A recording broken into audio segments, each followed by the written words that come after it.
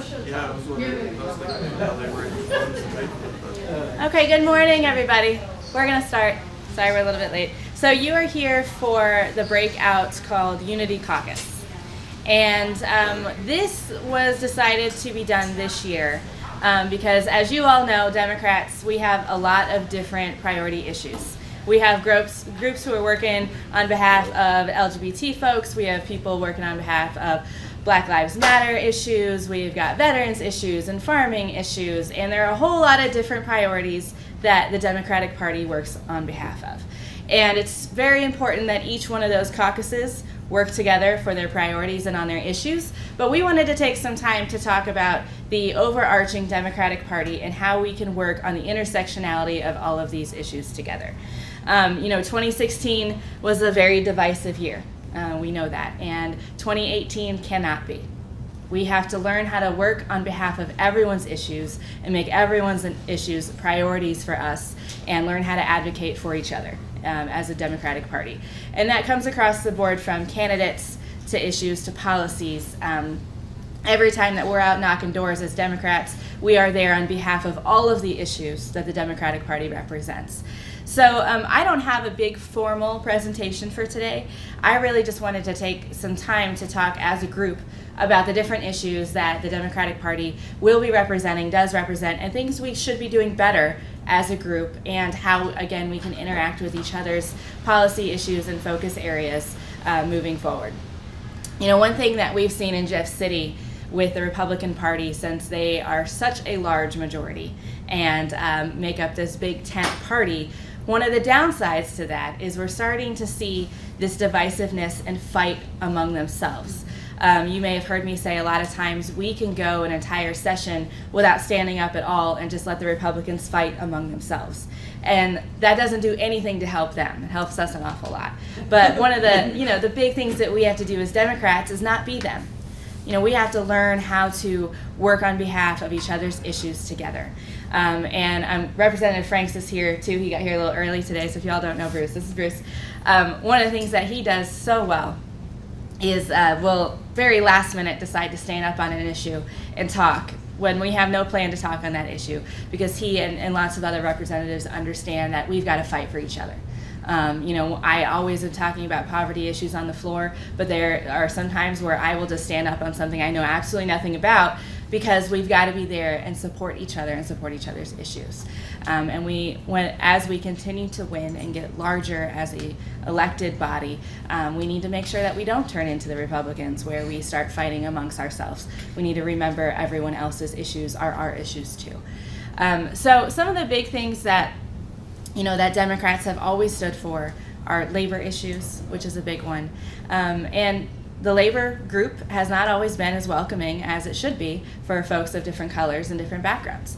And when you really dig into the history of the labor movement, it's a pretty racist thing in the beginning. And I know that the labor groups have been working really hard to educate their members on issues for people of color and what they're up against as well, and how to work together. Again, we're all going to be knocking doors this fall.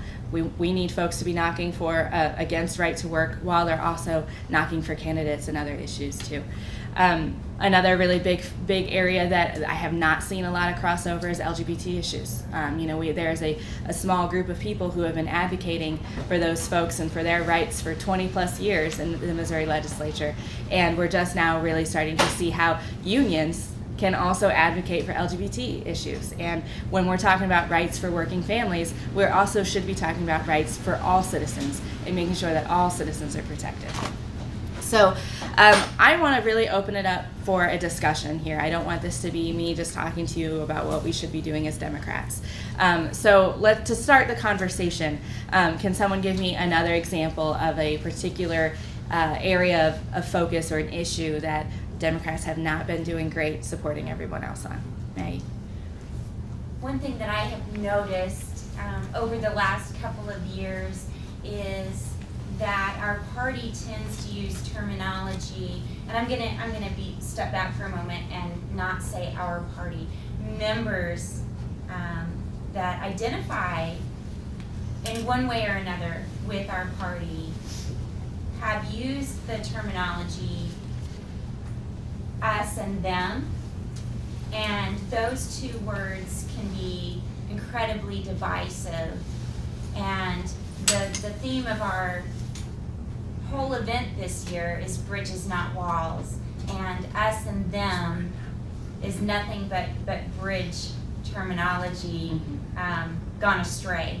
We have to remember the words we, because we as Democrats, we as the People's Party, can find bridges between all of those different issues that you were just speaking about, because as a union member, that union member may have a family member that identifies as LGBTQ or has fallen in love with someone who is from a different race, or at one point had a family member that was impoverished, or has a senior family member who is getting Medicare cuts. And so we, the People's Party, are impacted by all of these issues. And when amongst ourselves we use that us-them mentality, we are destroying what we fight for every day.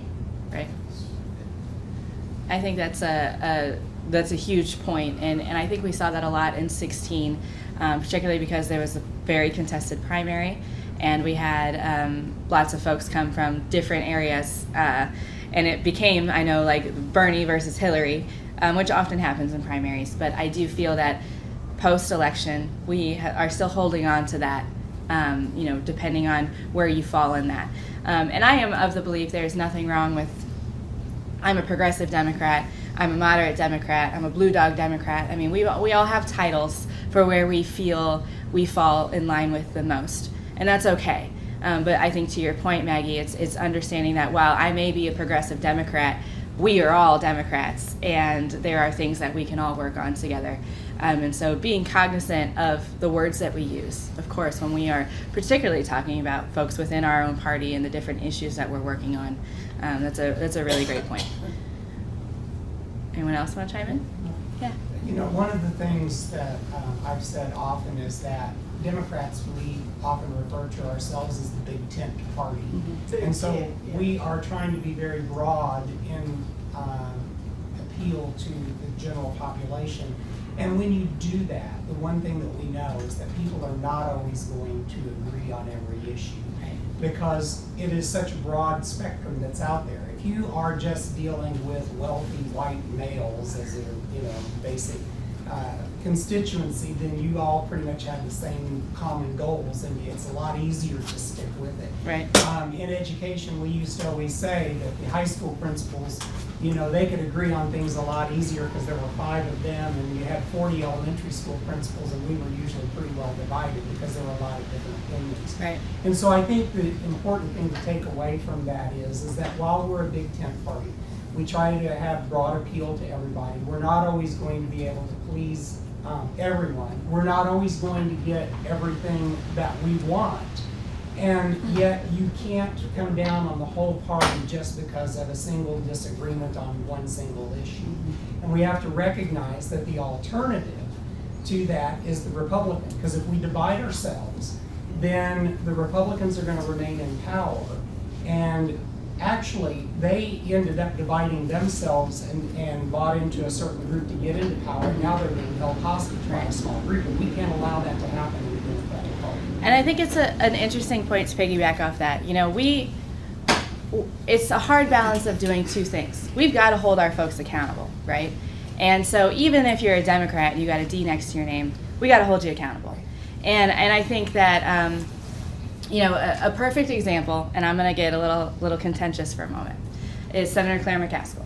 Okay, so we all love Claire. I'm voting for Claire. I will do what I have to do to get Claire elected, no matter what that is. But she's our United States Senator, right? And she doesn't always take votes that we all agree with. She doesn't always show up where she needs to show up. And it's perfectly okay for us to hold her accountable in that regard. And so it's an interesting balance of making sure that we get the appropriate change we want to see. Because I believe the Democratic Party right now is in a really awesome spot of rebuilding and rebranding and figuring out who we are as a party. We have a core of what is a Democrat, right? But we don't have, as I like to say, a litmus test to determine what the Democratic Party is. And I think because of the tremendous losses we had in 16, we are in a very exciting time to figure out what we are fighting for and what makes up that big tent and what issues are we going to hold on to and fight to the death for. While we're in this process of rebirth, or whatever you want to call it, there is that fine line of making sure we are taking seats back, because to your point, the alternative is not acceptable. Right. We cannot let Republicans win. We got to have Democrats win. And Democrats that represent their constituency have to win, right? So a Democrat in Greene County is different than a Democrat in St. Louis. We all know that, because our people want different things. But we also are allowed to hold our folks accountable and hold the Democratic Party accountable for doing what it needs to be doing for our people. And whether that's a senator taking a wrong vote or a representative standing for the wrong thing, we as Democrats need to make sure that we're doing both things. And you do that effectively by, in my opinion, we can call folks out for the wrong things that they do, whether that's a vote or a stance or not being accepting of someone, but also prop them up. And I think a great example is what's going on with the Parkland students right now. Black lives have been being taken by gun violence forever. And folks have been fighting and rallying around that forever. But the Democrats in particular, have not been there the way that we should be. And so when the Parkland happened, here is an opportunity for nationally recognized conversation around gun violence, something that has been needing to happen forever. And we take advantage of that. Yes, we push those kids. We need to be doing that. And applauds to everyone who's involved in that. But we can't forget that people of color have been fighting for this forever. And the Parkland students, I felt, did a very good job of, before they began every conversation, they said, hey, look, we're here today because we're a bunch of white kids that you guys are paying attention to, but let's not forget all the black kids that have not been here who didn't get the platform we did too. And I feel like a lot of the folks who rally around Black Lives Matter and these other issues, it was good for them to hold us white people accountable for not having been there for the decades that they have been fighting. And while still propping up those students, celebrating them and being there with them. And a great example was here at our march in Springfield. We had the Black Lives Matter folks at the front of the march. And they were there with their flags and their kids, and the people who have been fighting that fight for a long time were celebrated and highlighted while still supporting this other body, this new rise up of young people. And I think that's a really great example of holding us accountable, but still pushing on that issue and celebrating that issue and working together. And I think that folks did it very, very well. So it's an interesting balance, in my opinion, of making sure that we are inclusive of everyone, but then still holding us accountable where we fall short. And I think that is a great example of how it's handled well. We don't always handle it well, but I think that that's something through this process, through fall, and beyond November, I hope that we continue to understand we can do both. And you can do it while not tearing down folks, and not, tearing down Democrats, but still making sure that in this moment of rebuilding, we are becoming the party that we want to be, where we are inclusive and we are understanding that, while it may just be a new issue for us right now, there are probably, most likely, a sect of people who have been fighting for this issue for decades. And shame on us for just now seeing it, but yay for us to jump on board now, and how can we work together to accomplish the common goals as Democrats. Anybody else? Yeah. There's a session later this afternoon, I think it's in the last session, about language and how we can communicate through social media and with one another in a politically correct way, being politically active, politically correct.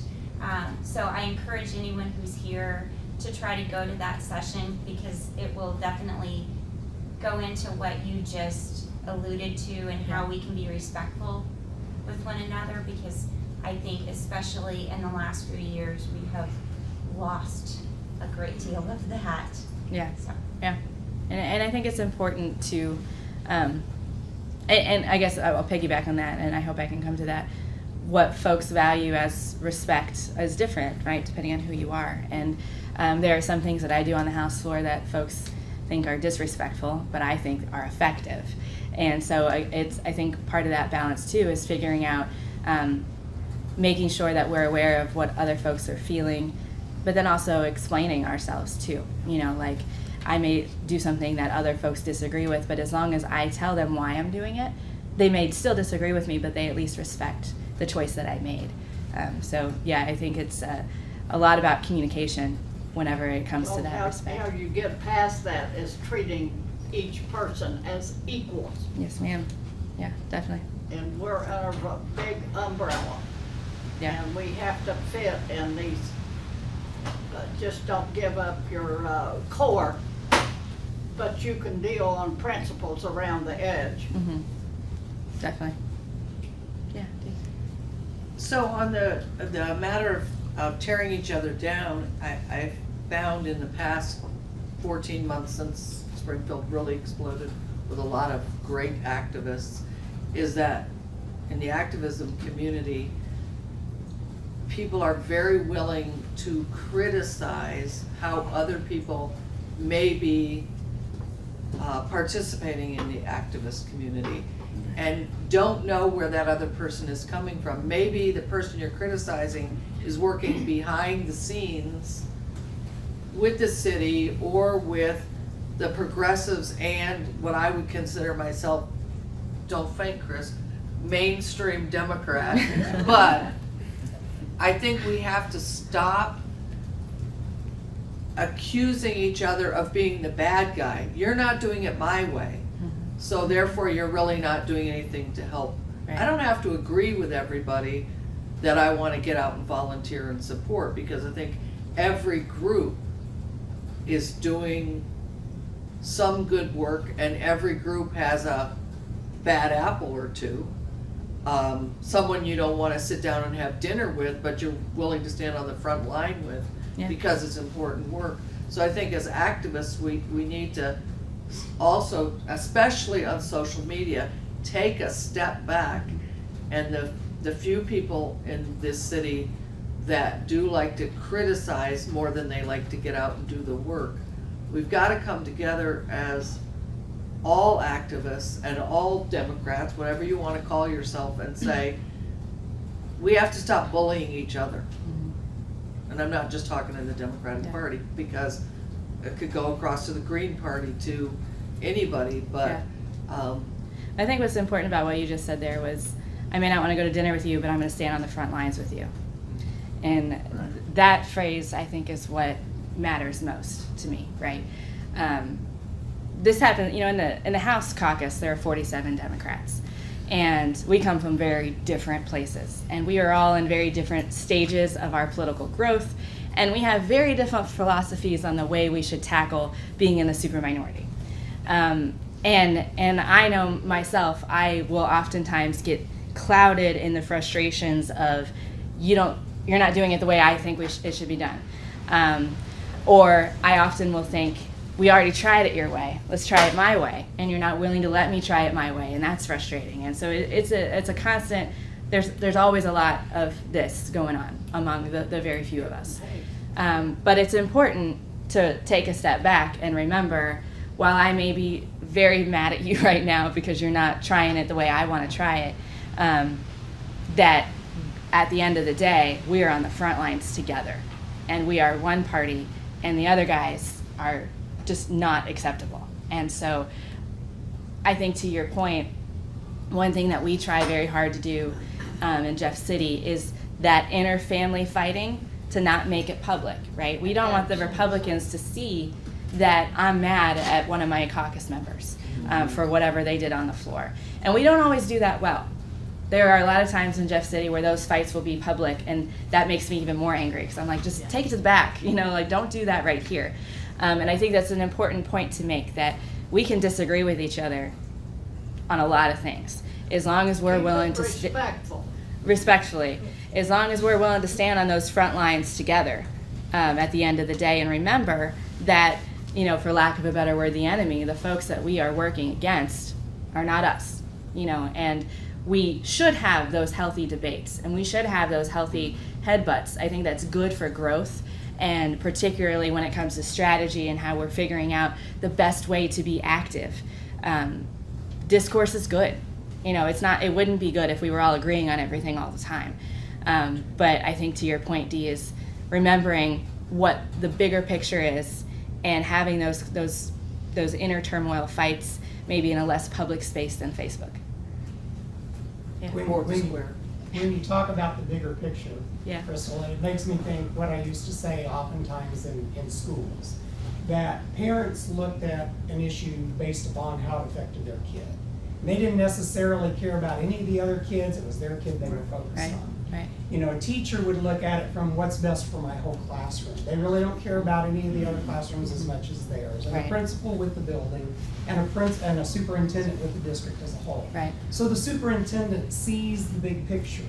And oftentimes we might be at odds with what I wanted in my building, but he's looking at it from what's best from the district. Right. And somehow we've got to get Democrats to see that, you know, rather than looking at it from the parent level, we've got to be, the party is looking at it from the party level.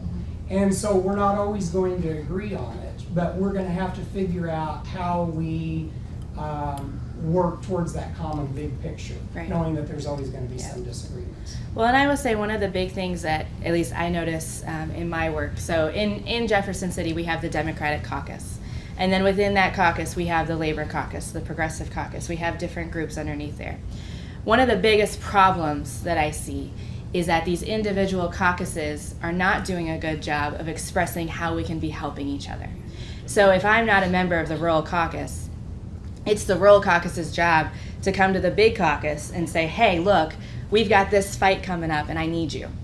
And, you know, and that's a hard balance too, because we can't expect everyone to tell us how to help, how to be engaged. You know, I am a member of the straight community, and it's not LGBT community's job to tell me how to be a good ally, right? But it is their job to tell me that they've got this fight coming and they need our support. And so, again, in Jeff City, I see a big disconnect between those caucuses talking to each other to make sure that we know how to fight for each other.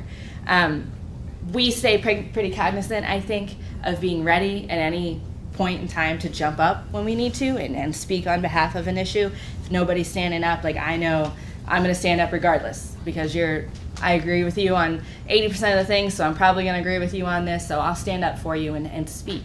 But we don't do a very good job of talking about that. And on the flip side, we don't always do a good job of listening when the other groups are coming and saying, hey, I need you.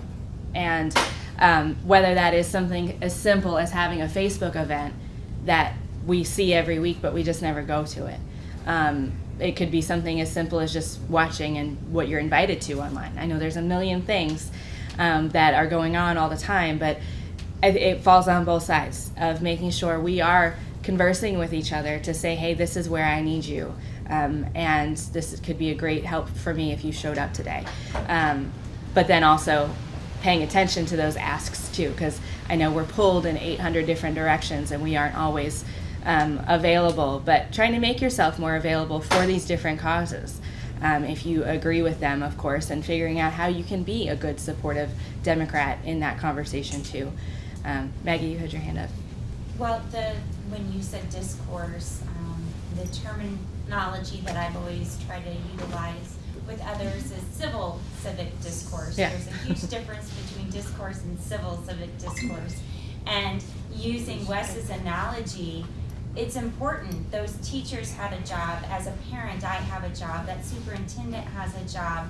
We as Democrats, we all have our own causes and belief systems, and that's what makes our party great. Mm-hmm. I'm not going to give up fighting for environmental issues. I'm not going to stop being an ally. I'm not going to stop fighting for education. I'm not going to stop fighting voter suppression. What I have to do, though, is voice those with civic discourse to my fellow Democrats so that we can work together and make it better for our party and for the people we're supposed to be fighting for. Yeah. Dan? I think one of the things we get into in calling it what Wes was saying is that we judge ourselves by our intentions and we judge others by their actions. So, and many times based on our own experience or inexperience, we really don't know the best way to have the best impact that we can with our intentions and gear our actions to fit the mold of what you were talking about, what you find yourself in Jeff City with different people with different issues, and making wanting their issue to be the focus of attention. And seeing that bigger picture is really the biggest challenge. I think that coming up, we're going to have a real challenge, not only in '88, but into '18, but also in 2020, looking at the global, more national political situation Democrats may find themselves in that may serve to unfortunately divide and not bring together. And I think from a structure standpoint, I think one of my biggest concerns is people who don't identify themselves yet as Democrats, but as tied to a particular issue, and their issue may not be dealt with the way they think that Democrats should deal with it. And that to me is one of the biggest challenges, because there is a global issue out there. And the Democratic Party in Greene County is not the same Democratic Party it is in Minnesota or Massachusetts or California or other places. So it's hard to find that middle. It is hard, and I think one thing I'll just echo on top of that, one of the things I think we can do best to help with that is to be open to those criticisms. Hopefully they come in a constructive way, but you know, I have said it many times today, and I've heard the phrase many times already, Greene County is different. We're not St. Louis, we're not Minnesota, but let's not get locked in of what we think Greene County should be as Democrats. You know, Greene County is changing, and we can look at, when you look at polling of how Democrats are going to fare versus how they did in 16, Greene County is ready. We're ready for very serious, different types of candidates and different issues, and we're moving in a more liberal way. So I guess I just want to caution all of us, because I've said it many times, what Greene County's Democratic Party should be, we don't know. You know, so let's be open to the changes that are coming, the changes that the citizens are asking for, and the issues. And if it's the young people who are becoming the big activists in Greene County, let's listen to them. And let's listen to what that party should be. Because, yeah, Greene County is not St. Louis, but we could be, you know, if that's what the citizens want and if that's the direction we're moving. So staying cognizant of not getting locked into this mold of who we are and what we think we should be, I think is hugely important. Yeah. One of the concerns I'm concerned with, and that I've been concerned with for years, and I think that needs to be finally addressed, and I've been keep telling myself that I was going to try to do a pet project, is identifying and helping people with disabilities get out and vote.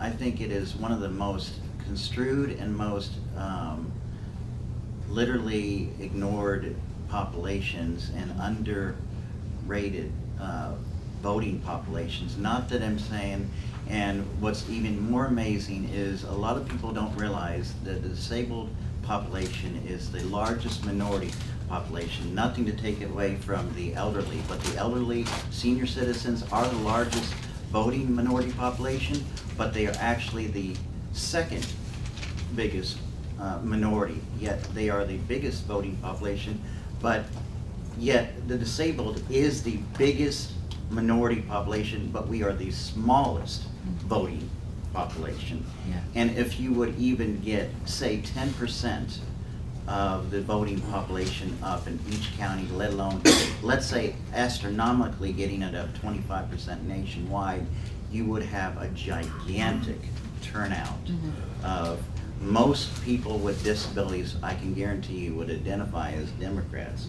I mean, I do know a few people that are Republicans, but I've been trying to get people to help me with trying to get out to vote and educate people that do not vote. There are people that don't know about the importance of voting and then don't vote, period. And then there are people, like I said, that simply that are ignorant based upon not understanding the importance of vote. Like I said, well, why should I vote? Because they don't listen to you. Why do you think senior citizens, why do you think Medicare and health care and all this stuff for senior citizens is on the books for Democrats and even Republicans? Because they vote in masses. Right. We don't vote. Disabilities, I've been a disability advocate for 25 years now. I've been on tons of state boards.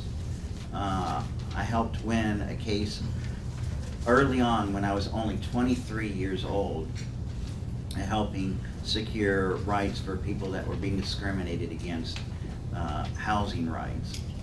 And it is just really disturbing and disgusting that we do not utilize and get out. We've not just we can't just say, well, let's offer people rides to the polls. We've got to first identify and find out those people that have disabilities, educate them why it's important to vote. And then if there's people that aren't registered to vote, get them registered and explain why you need the importance of voting. And we don't make it accessible. So Yeah. then coming to folks, I think is hugely important too, Right. bringing those absentee ballots to the two places where folks are instead of expecting them to figure Yeah. that out on their own, send those back in. Like, that's something that we could do as a local party, is go in to places where folks reside and talk to them about it and help them through that process instead of just leaving them. And I think that's a great point. Chris? I think, I've heard the word used several times. I think it bears on, kind of to piggyback on what you were just saying, power. We're talking about power relationships in this discussion, and we're talking. You mentioned, you began your remarks talking about how you could just sit and let the Republicans watch and fight over their power, right? And that's what is really bringing about the divisions in their party, right? Because there are a lot of different folks that are voting for them, and a lot of them aren't being represented. And as we seek to bring in new voters, right, engage folks that haven't been engaged, engage the disenfranchised people that haven't been represented necessarily, right, and we seek to get some of that power, right, on their behalf, right, we're gonna have to leave room for criticism and accountability, and leave room for that accountability to come to us, have stand there and listen, and then make those adjustments.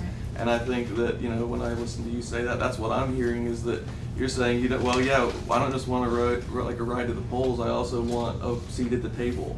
And I want to talk about, the agenda. Yeah, and Right.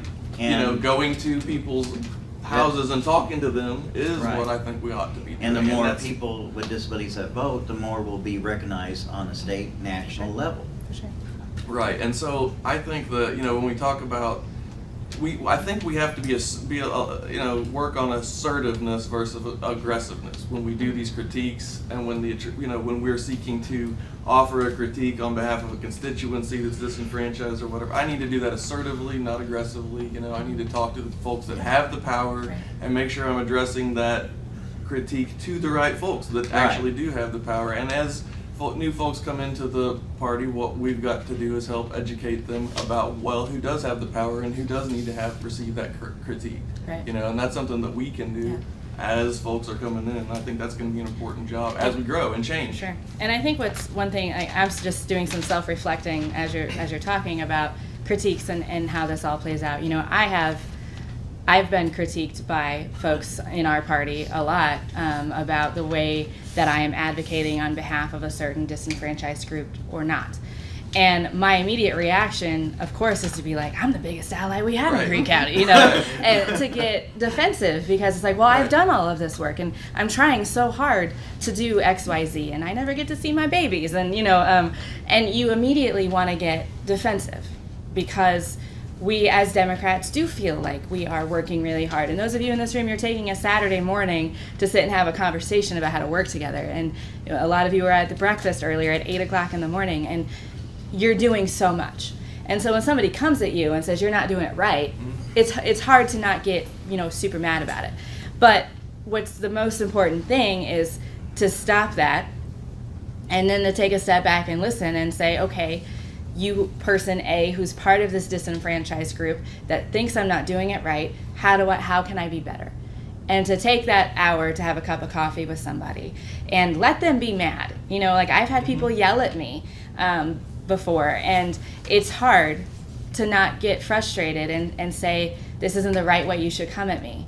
But if we're going to be activists and we're going to be folks who are working on behalf of groups and trying to grow the Democratic Party, we have to be willing to take some of that criticism, even if it's not given to us in the right way. Now we can also follow that up and say, hey, you'd probably be more effective if you did X, Y, Z, and that's okay too. But it's important to know that I would imagine, I'm thinking about a specific situation that And happened it's to me. not necessarily And- bad criticism, Right. it's what you would call constructive criticism. Right, and folks have a right to be angry. If I can understand people of color who were pissed as hell that a bunch of young people from Florida got the center stage when they've been fighting for this issue forever. And it's okay to be mad, and it's okay for folks to come at you in where they are. And it's important for us to remember, instead of immediately getting defensive, to take a step back and think about that power that we may have, whether that's organizing volunteers or just having a seat at the central committee, where we are at in the party, and that folks are going to be upset, and to take that criticism. So I think the point of that conversation is it comes from both sides. And yes, we need to be encouraging the right way to have discourse and the productive way. Sure. But it's also important to note that where people are coming from, and Exactly. they have a right to be mad that we haven't been going to folks in the disabled community and asking how we could be better and simply just signing them up for a ride. Well, that's not engagement, that's your Yeah. vote. And I want more than your vote. I want to know how I can be a better legislator for you. Yeah, And exactly. I think that it's understanding where folks are coming from too, and not just shutting down because somebody's mad at us. And so I think it's important to find both sides of that. Yeah. Hate is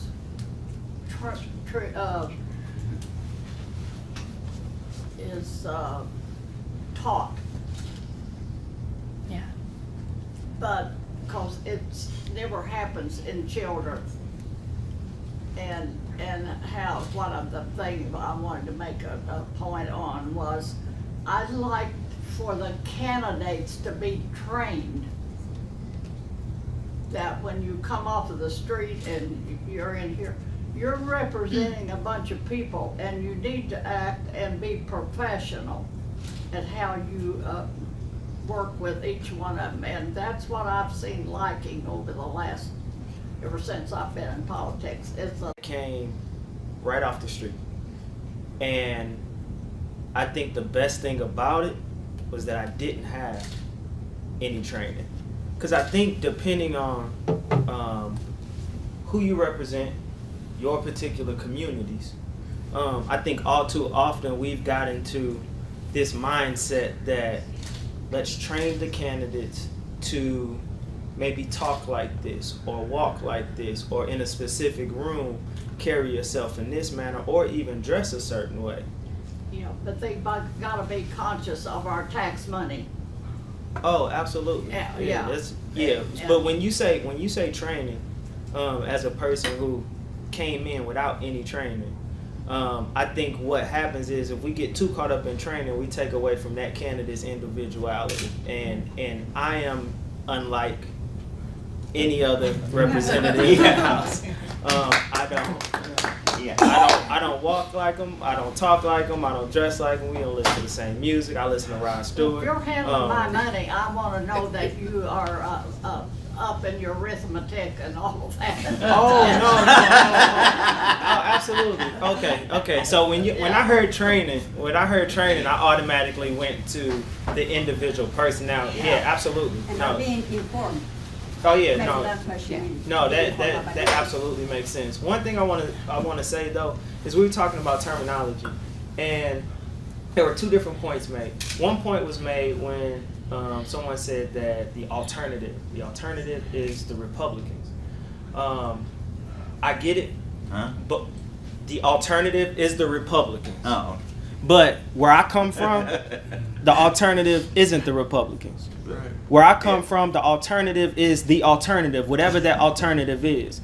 Because what happens is when you have someone that doesn't show up for a particular community, when folks have seen nothing, when folks know nothing, when they're not empowered or educated about any part of this process or what's going on, they feel like they've had nothing. So when we come to them, and folks in my city will come to them and say, well, something's better than nothing. No, it's not when you've only felt like you've had nothing. And I keep hearing the difference between St. Louis and Greene County. Like, I want us to be Greene County. Like, I want a bunch more folks who are excited, who are getting into the process, who are just ready to fight on all different levels. That's one thing I feel like is lacking in St. Louis, because we have such a establishment and strong structure there when it comes to the folks who've been there for so long, who don't see things changing. That's one thing I see down here. That's the reason I drove down here 3 hours to come kick it with y'all. It's because last time I was here, I was so excited. You know, I was excited to be here. I didn't want to leave. I got the opportunity to come again. I said, oh yeah, I'll be there.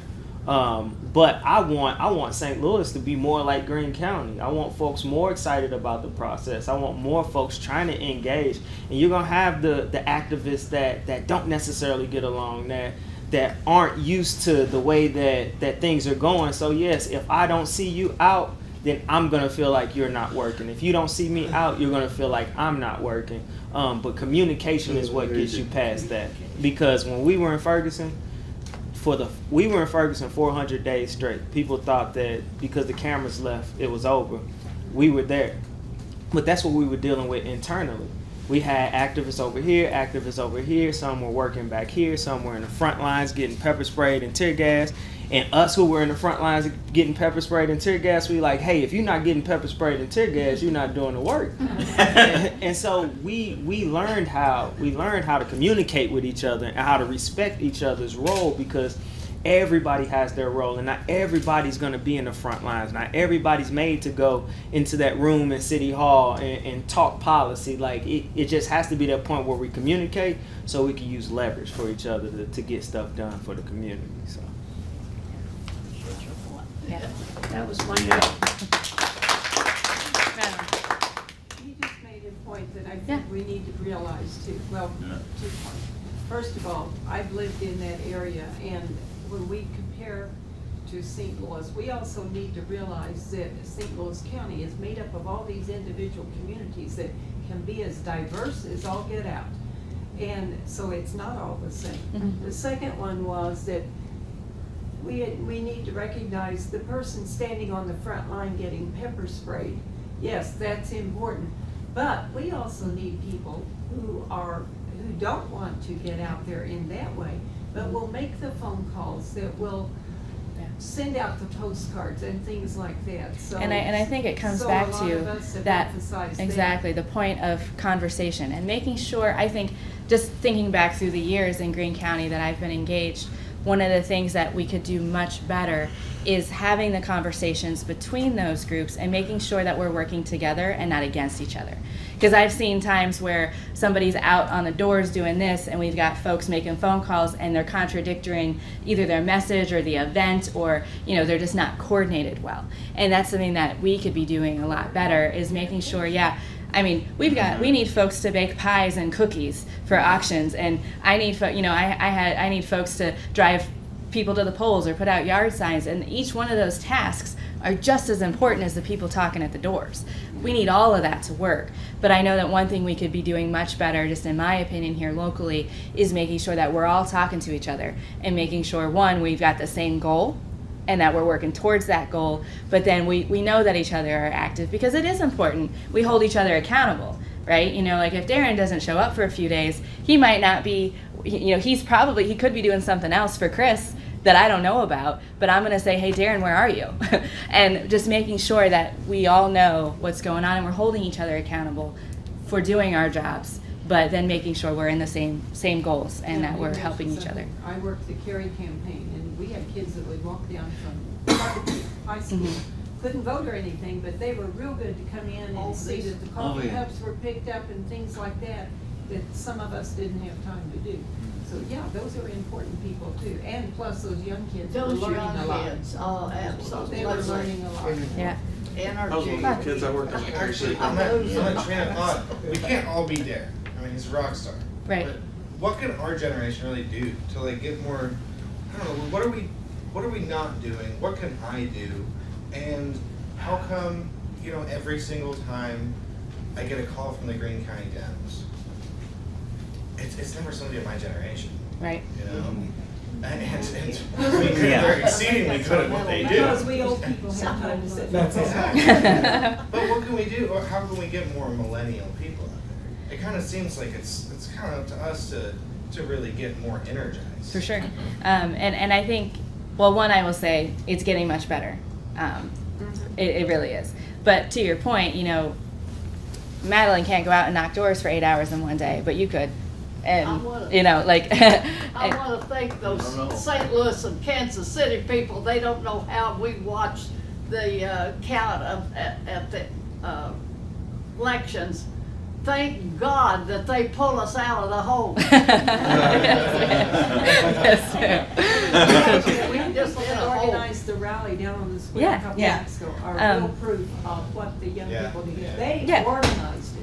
They did, and but it's not enough, right? So hopefully these kids stay engaged through November, because it is, to your point, the folks who are engaged in the party locally are not our generation. There were many, many years when I would go to Central Committee and I would be the only person under 40 in that room.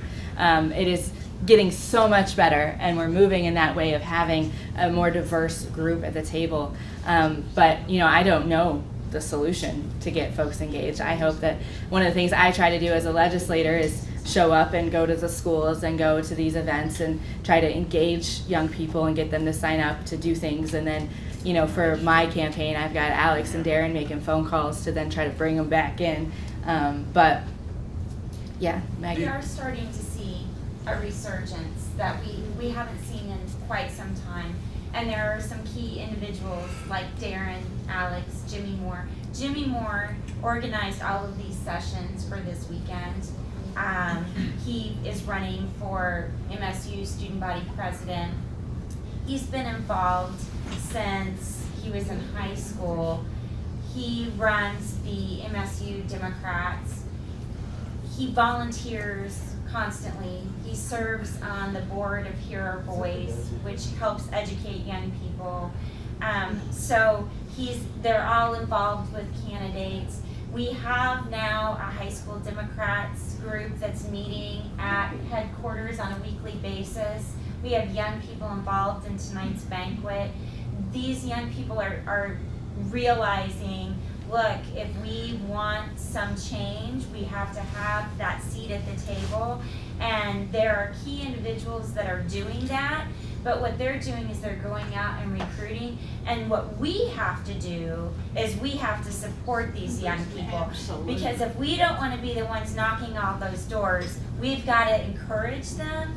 There is another session. I know I'm the the spokespeople for the sessions today, but there is actually a session today about how we can support these young people and bring them in and recruit them. Mm-hmm. And I really would love to see some of the people in this room in that session, because we can help them and get them plugged in, Right. and let them know that our headquarters office is their central location, and that we can support them. And I know there were other hands, but I want to piggyback on that real quickly and say, to circle back to the conversations we had earlier, We support them by listening to them. Yeah. So young people do things differently. And I can tell you that just in my own caucus, I'm one of the youngest members in Jefferson City. Bruce and I are much more apt to fight and to be more aggressive and to do things differently. Some of the folks who've been there for a while don't agree with our tactics all the time. But what's important is listening to them and taking their opinions on strategy. Even though they might be brand new to this and have no idea how to knock doors, if they've got an idea, we need to listen to it. And we need to consider it. Because, hey, what we've been doing is not working, folks. It hasn't been. We lost. And so we need to be listening to these young, new, active folks and look at what they've done in the past month, you know? And so being open to that conversation of criticism from the younger people so that they do stay and that they are engaged. Speaking There's of been that, tons of hands in the back, but well, I just want to plug them real quick. On March 21st, they're having they've organized another event, a town hall at the PSU Theater, and they're inviting kids from outside of Springfield, rural districts and stuff, to come and have a town hall together with them. So that'll be 10 a.m. on the 21st, sorry. yes. April, you mean? Yeah, just a couple weeks, yeah, sorry. Yeah, to the young people in the back. I just want to say, I think something, as somebody who's like the most politically active out of all of my friends and family, a huge thing is having a conversation with simply why voting matters. Yeah. So many people, Right. they just don't understand why it's even important. And so if you just sit down with them and you're like, why don't you think it's important? Like, instead of just trying to push your agenda immediately, listen to where they're coming from, why they don't think voting's important, how they felt like their voice isn't heard, and then be like, well, okay, but if you do this, like a lot of people think you have to be a full-time activist or be a full-time person like in the Capitol in order to be politically informed, politically involved. I'm like, take that 5 minutes, just go vote. If that's all you start with, like that's huge. Register to vote, hold them accountable to being registered, and then just be like, just show up for 5 minutes and vote. If that's all you feel like you can do right now, that itself is important. And it starts that process. Yeah. Darren, you had your hand up. Yeah, well, I was gonna say, like, to your point, like, what we can do to help get more people involved is, we can work better to try to come at people with the skills that they already have. So, like, I talked to somebody earlier today who's like, you know, they work in, like, data on computers and stuff, and, like, I don't know how to do any sort of that, like, sort of stuff, but maybe those skills, bringing those into a campaign, that can be very useful. Or like Jolynn, how she always comes and does the live streaming and everything, and how you're here doing the pictures. Like, all of that is important to make this event what it is. Right. And I think everybody in the room has different experiences, has different things that they can bring to the table that we need, you know? Even things that you wouldn't even think about, like, what if we had somebody at an event to watch the little kids, so more adults could have Yes. free time to, Yeah. you know, Yes. Daycare, huge. Yes. you know, Daycare is huge. those Yeah. sorts of things. we Scoop, can- you Yeah, had your this hand up for a minute. reference something the last speaker. I've lived in Columbia and Kansas City and Portland, Oregon, and I noticed people in that area, certain areas, and you can just you can be comfortably liberal among other liberals that don't do much of anything. They're just comfortable because they're around liberals and they hear the right things at the cocktail hours and stuff. And so there's a little bit more to it. And I retired, moved to Springfield. A lot of people say, why do you want to move to that conservative place? Well, gee whiz, I've seen a lot kind of more vibrant activity here than those other cities. So don't feel so bad about living here and keep going. Thanks, Steve. I love living here. We'll jump to her and then back to you, Dan. I'm one of the younger people who's getting newly involved, and the way that happened for me was that an older person knew that I had ideas and that I cared about something and just pushed me for it and showed me how to get involved. So everybody knows somebody, and if you just talk to them and tell them how to get involved, that is a huge help, and that's Yeah. a big way. And so the people you know closest you know what they're going to be good at, and you know where they're going to fit and what they're going to be interested in. And Welcome to the Dan, did you want to say something real quick? Yeah, I would just like to add, there was a young lady who spoke last week at the gun rally at Park Central, and she was a great speaker. She's now a sponsor this weekend and has filed for Recorder of Deeds in Greene County. Yeah. She's very involved in Black Lives Matter. She's very involved in the community. And finding ways to I was really hoping she'd be in this caucus this morning, but she's here, but she's She so might like me, she couldn't find but it. she is incredible. She's awesome. She went out and decided she was going to be a sponsor this weekend, and Talking about Mia Jones is her Mia. name. But the She's reason wonderful. why I point her out is that we need to find ways to activate people who are Democrats but aren't involved in the process, but would be if we enable them to do so. Right. And so finding ways to activate people in their community and getting them involved and showing them that there is a way, like the point you were saying, Yes. that you can be involved and your voice can be heard. That's the biggest challenge for most of them feel, is that your voice isn't going to be heard, so why bother? I've heard them Why say that voting? my vote doesn't count, so Doesn't- why should no. I go? Our job collectively is to show them that Yeah. Chris did a very great thing the other Saturday when we were talking about different legislators, and he went through a list of things in the state legislature of what they're doing that are so totally outrageous, that are anti everything who we are as a people, not just Democrats. And if you blanket this county door to door with that kind of a message, I mean, that resonates. And that's what we have to do. We have to let them know that there is a voice out here, and we need to support our legislative candidates. We have some really great county candidates this time. We have a full slate of candidates this this year. year. And we have to get out and work for them and show that Greene County, it's that message. We have to have a collective vision and a message that resonates. And I see that now. I can't believe how stupid that some people are of saying that you can take in foreign money. That's against the law. Right. Yeah.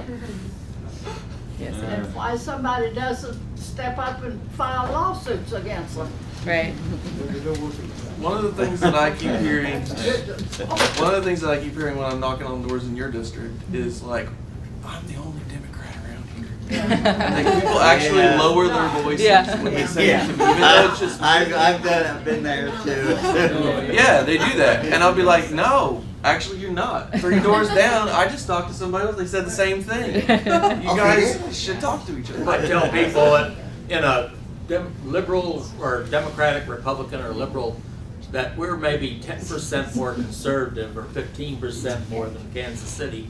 We're not all, you're right, there are a lot of Democrats. There are a lot. Around, a lot of closet Democrats who are We just scared to get unfortunately out. have some really bad lines drawn for our districts. That's true, but I also will tell you something else that happened knocking doors in your district the other day, is that I talked to them about how, I told the little parable of you standing with your hand up, fighting on this property tax credit that I guarantee they benefit from, and I told them that, judging by their age, and those were Republican voters that by the time I left the door, it's like Dan's saying, they were going, huh? Yeah. Well, Really? maybe, yeah. Like they had a look on their face like, oh, well, maybe we ought to vote for her then.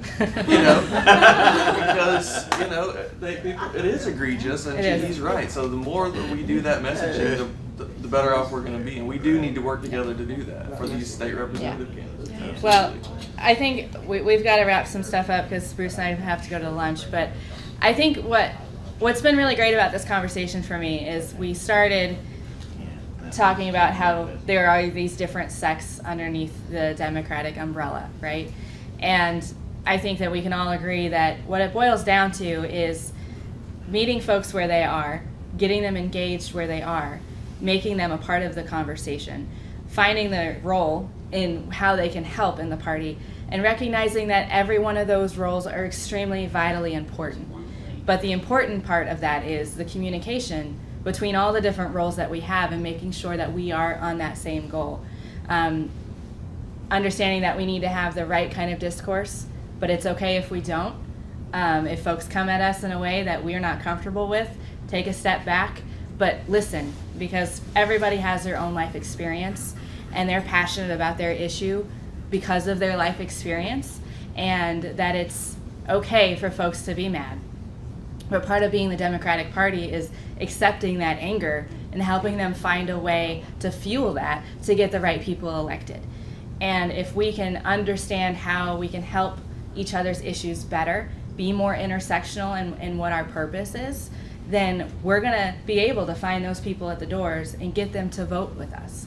And that's how we flip seats, is understanding that my way might not be the best way, and respecting you and listening and trying to rebuild this party in a way that benefits everybody.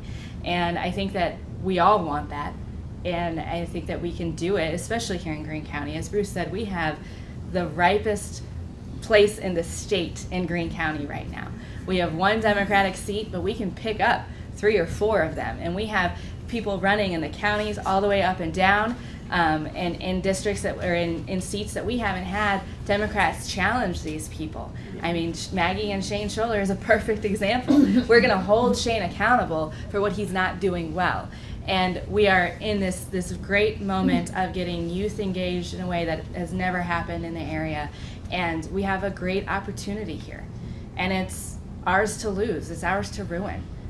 And I really hope that we can all stay on the same page of the bigger picture, while still celebrating the principal and the classroom and the parent at the same time. And we can do it. It's not easy. But if we all stay cognizant of where people are at and hearing them, but then also trying to make changes as a party for growth, I think that we will have a very great November, and we can continue to build on that for 2020 and 2024. And before you know it, Democrats will hold all the seats again, and we'll be back in the majority.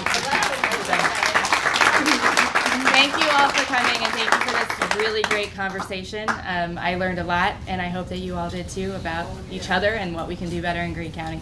Real quick, yeah. Some young person said something about not knowing where, what young people could do or where to go. And I realize there are a dozen or more places where lots of people can volunteer to do lots of things. But Vicki Truppi just walked in, and she's the volunteer coordinator for Greene County Democrats. Yep. So that would be one of the places to start with someone that is here. But there are lots of places to go and lots of work to do. And I do want to say we're going to have 3 Sundays of canvassing, probably one the Sunday before Memorial Day weekend. Just no snow, please. Right. We want people in every legislative district in Greene and Christian counties. And any of you that are willing to go knock on some doors and talk to people about Democratic candidates, the more people we can talk to, the better chance we have of winning. Anybody here from the 137th? Got the candidate right here. Candidates right here. Yeah. Yeah. A great candidate. Right. Yeah.